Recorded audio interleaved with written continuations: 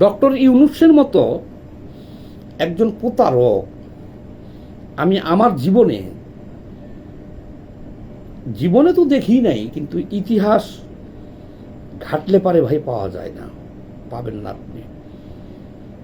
আপনি ডক্টর ইউনূসকে নিয়ে একটা গবেষণা করেন তো, আপনি তার জীবনটার দিকে একবার চান তো, যে এত বড় বাটপার,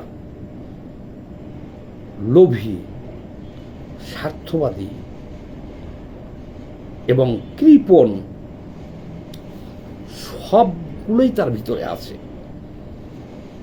চিটার, বাটপার, প্রতারক, কৃপণ,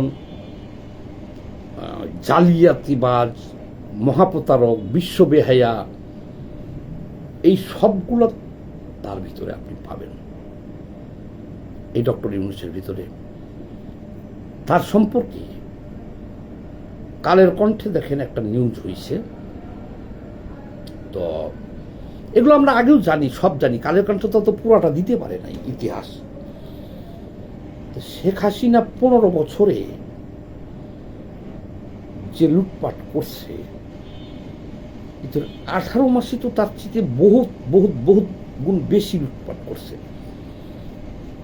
বলবেন শেখ হাসিনার থেকে তুলনা করলেন কেন? অর্থাৎ শেখ হাসিনা 15 বছরে যা করছে, আরে শেখ হাসিনা একলা না, বাংলাদেশে এ পর্যন্ত যতগুলো সরকার আইছে, যত মন্ত্রী এমপি হয়েছে, তত্ত্বাবধায়ক সরকার হয়েছে, আরে ভাই কেউ চুরি করলে একটু গোপনে করে, যেটা খুঁজা বাইর করতে একটু সময় লাগে। আর ডক্টর ইউনূস সে যে ডাকাতি করছে একেবারে প্রকাশ্য, একেবারে প্রকাশ্য। একটা অভ্যুত্থান হয়েছে তো পরিবর্তনের জন্য, ইনসাফ কায়েমের জন্য। এত বড় একটা অভ্যুত্থান হয়েছে কিসের জন্য? ইনসাফ কায়েমের জন্য, ন্যায় বিচারের জন্য, লুটপাট বন্ধের জন্য। কিন্তু ডক্টর ইউনূস ক্ষমতায় আইসা সে তো আজান দিয়া লুটপাট শুরু করছে, আজান দিয়ে লুটপাট শুরু করছে। এর মতো বেয়াদব, বিশ্ব বেহায়া, বাটপার আমি আর একটাও দেখি নাই। চিন্তা করছেন, সে ক্ষমতায় বসে নিজেই উস্কানি দিছে মব সন্ত্রাসের। কেউ অপরাধ করলে আইনগতভাবে বিচার হবে, কিন্তু এই যে মব সৃষ্টি হয়েছে, যে এত বছর যত ধরনের মব দেখতেছেন, এই মবের জনক ছিল সে। 200-500 জন লোক এক জায়গাতে হইয়া কারো বাড়ি ঘর জ্বালানো, কাউকে পিটিয়ে হত্যা করা, কাউকে মেরে গাছের উপর ঝুলে রাখা, মানুষের লাশ কবর থেকে উঠাইয়া পুড়ে ফেলা, মাজার ভাঙচুর করা, বাউলদের মারধর করা। মোটের ওপর কথা হলো কি, তার মব বাহিনী 18 মাস বাংলাদেশে যা খুশি তাই করছে, এবং সে হুকুম দিছে আরো প্রশাসনকে সহায়তা করতে বলছে যে এই মব বাহিনী যা করে তাই করব। বৈষম্যবিরোধী ছাত্র আন্দোলনে এরা সারা দেশে দেখেন আঙ্গুল ফুলে সবাই কলার গাছ হয়ে গেছে। যে নাসির পাটোয়ারি 5ই আগস্টের আগে 16,000 টাকা বেতনে চাকরি করত RFL কোম্পানিতে, সে এখন 40 লাখ টাকার দামের গাড়িতে চলে। এটা হলো ডক্টর ইউনূস সবাইকে লুটপাট করার একটা সুযোগ করে দিয়েছিল, সবাইকে। সব সমন্বয়করা দেখবেন রাতারাতি বাড়ি গাড়ির মালিক হয়ে গেছে, কারি কারি টাকা পয়সার মালিক হয়ে গেছে। সেই একেবারে টেকনাফ থেকে তেঁতুলিয়া, খালি জুলাই যোদ্ধা নামটা থাকলেই হয়েছে। আবার ডক্টর ইউনূস কি করছিল জানেন? এই ছাত্রদের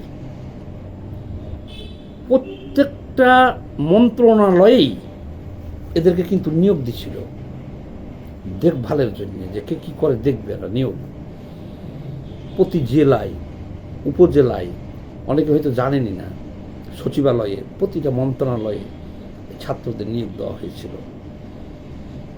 যে কী ধরনের যে একটা বড় ধরনের লুটপাট 18 মাস দেশে চলছে, এগুলো তো এখন সব পত্রিকায় আসতেছে।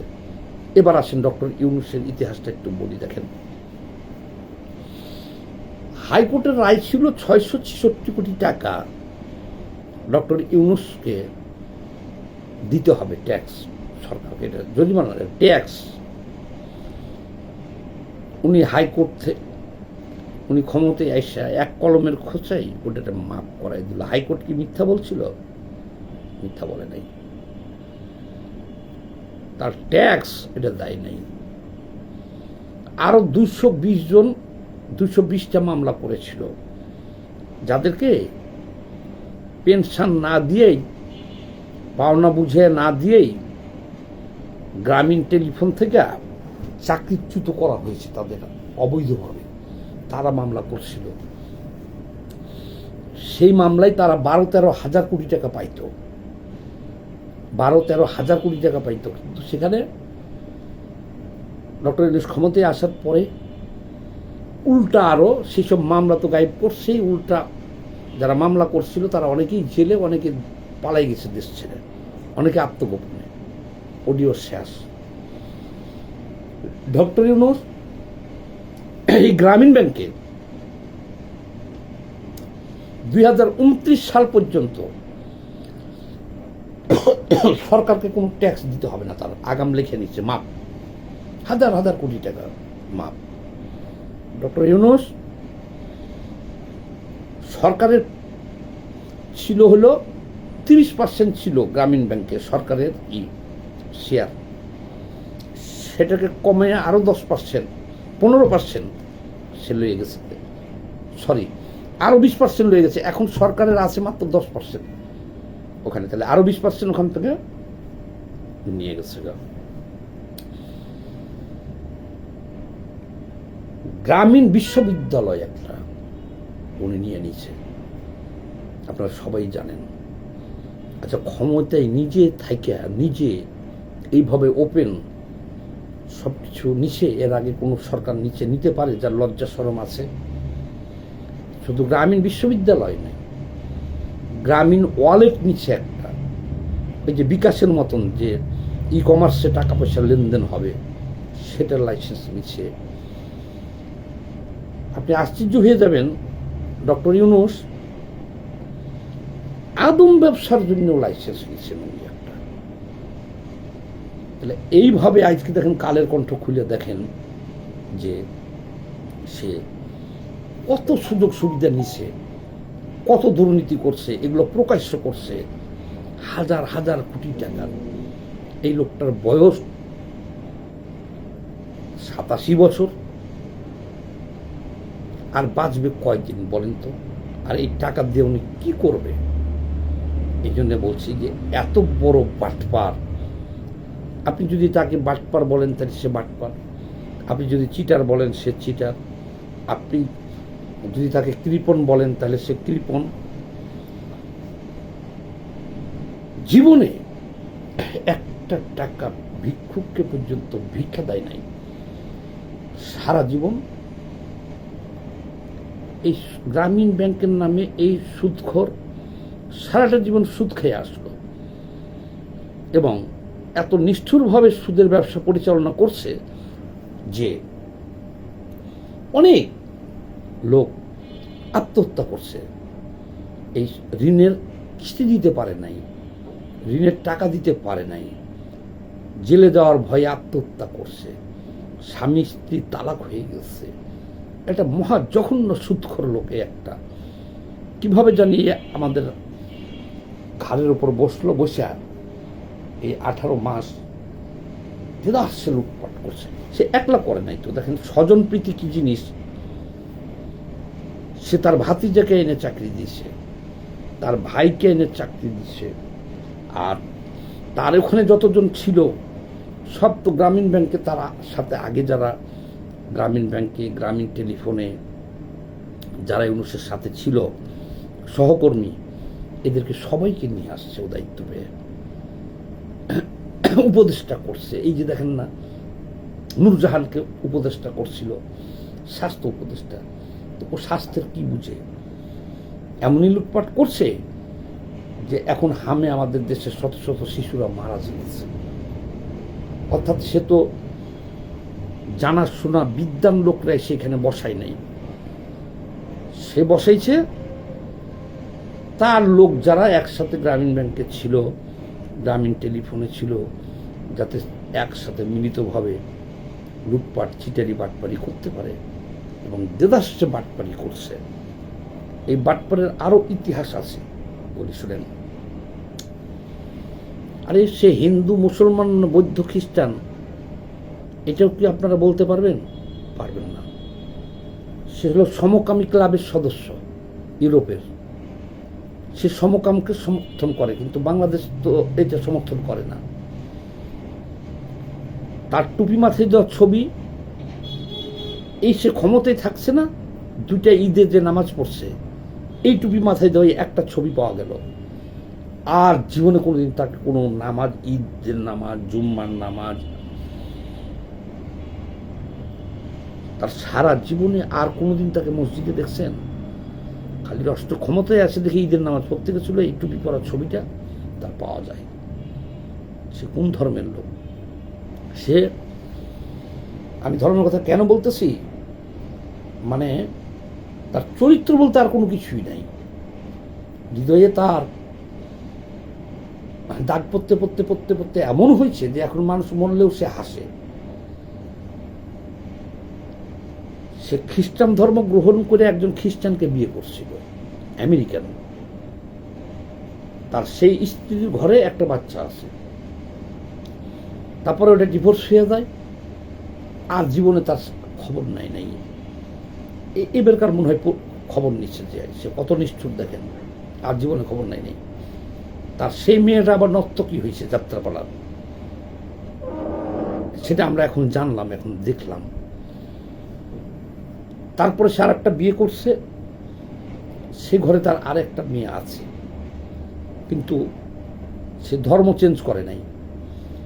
সে যে খ্রিস্টান হয়ে খ্রিস্টানদের বিয়ে করছিল, তারপরে তো আর সে মুসলমান হয় নাই, এমনি বিয়ে করছে। কাজেই এই লোকটা কোন ধর্মের লোক সেটাও কিন্তু আপনারা আমরা জানি না। এই লোকটা আরো কত বড় জঘন্য ডাকাত আমি বলি আপনাকে। নোবেল পুরস্কারটা কিন্তু পাইছিল উনি অর্ধেক, আর গ্রামীণ ব্যাংক হলো অর্ধেক।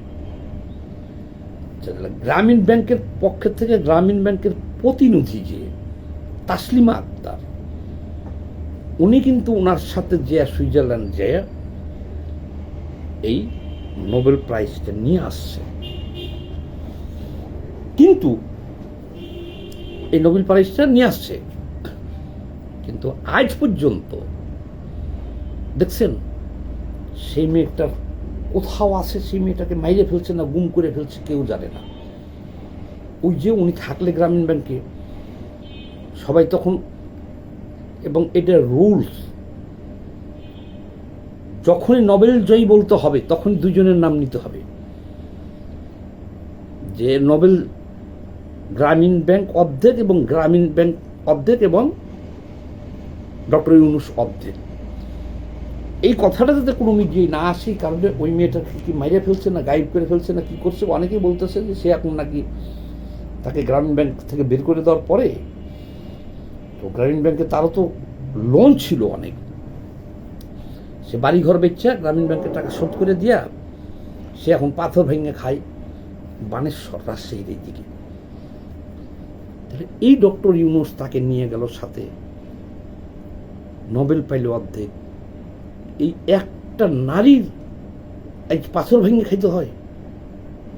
তাহলে এই লোকটা কত বড় জালিম খারাপ লোক চিন্তা করতে পারেন আপনারা? আমরা চাই এই যেহেতু লুটপাট করছে প্রকাশ্য এবং আমাদের সবার সামনে, এবং এগুলো সব তো প্রমাণ আছেই, অবিলম্বে এই ডক্টর ইউনূসকে গ্রেপ্তার করা হোক। ধন্যবাদ। এই ভিডিওটা একটু বেশি বেশি করে শেয়ার দিয়ে দিন।